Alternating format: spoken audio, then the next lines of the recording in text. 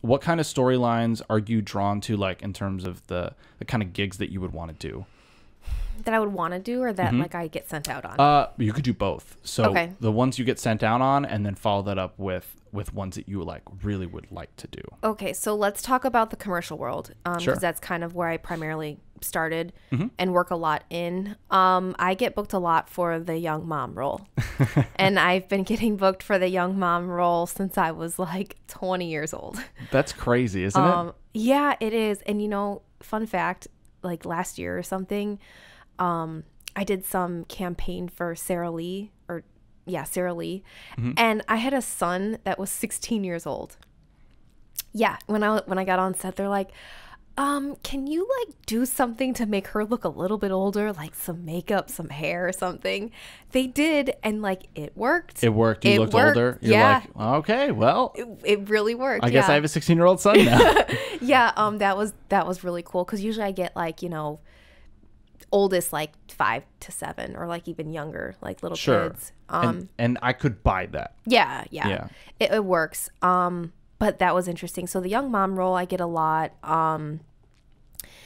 And for TV and film, it's kind of all over the place. I don't think I've really had my mark yet of Kristen's really good at booking these type of roles, so I get kind of sent out on everything right now. Sure. But the Chicago shows are a lot of like the Chicago PD, Chicago Med, all that stuff.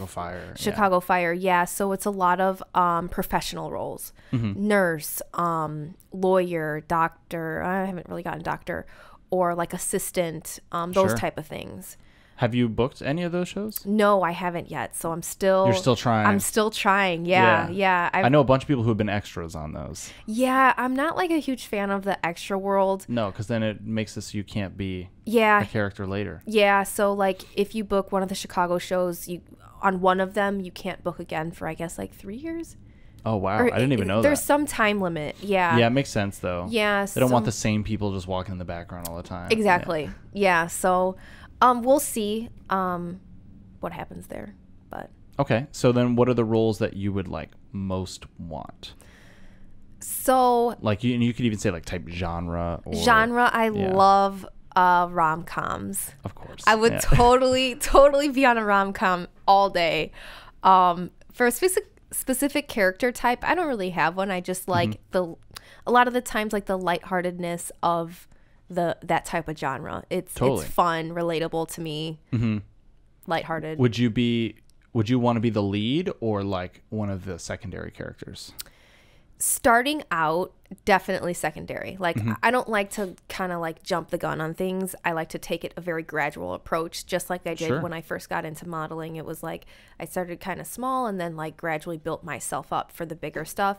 So secondary is great, because I kind of want to go like there's a level to it, like you know, co-star, guest star, and then lead. So I'd like to book a couple of the co-stars, guest stars, and then book a lead role, and then go into that. And then you feel like, all right, I feel good enough to carry the scene, because I'm like really comfortable in the commercial environment. But TV film, it's a different environment, so I want to get acclimated to the environment first before I'm just like supposed to know what to do. You know what I mean? Know your enemy.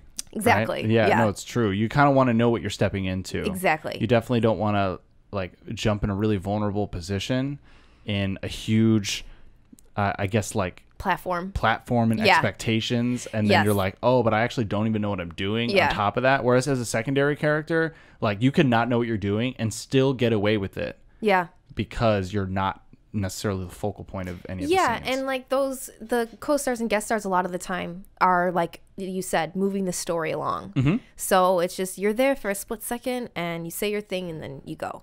So it's a good entry point for me. It's a good entry point. It's a good way to like that scene, even though it's a secondary character, could be a really important scene for the main character. Exactly. And so if you're the one leaving the lasting words of impact on that character, like you're somebody that people can then remember. Right. And then when you reference that in your reel, you can be like, hey, look at what I did here.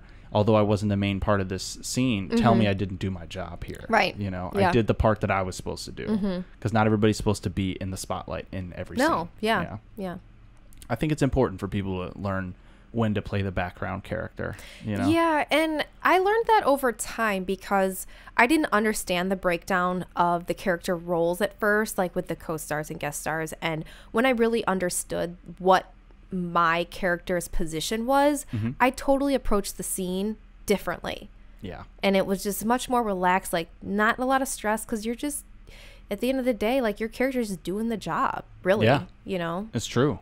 Especially because a lot of those characters, you know, they're meant to just be regular people. Yeah. A secondary character and a guest star. Yeah. So it is somebody where you kind of have to be relatable and you almost have to blend in with the background while also standing out when you need to stand out. Yeah. Because like if you're doing a nurse or something on, like, for example, Chicago Med, that you, as the character, you do that every single day. Like what you're seeing on the table or whatever is normal to you. So it's just routine. And that's how you got to think about it sometimes.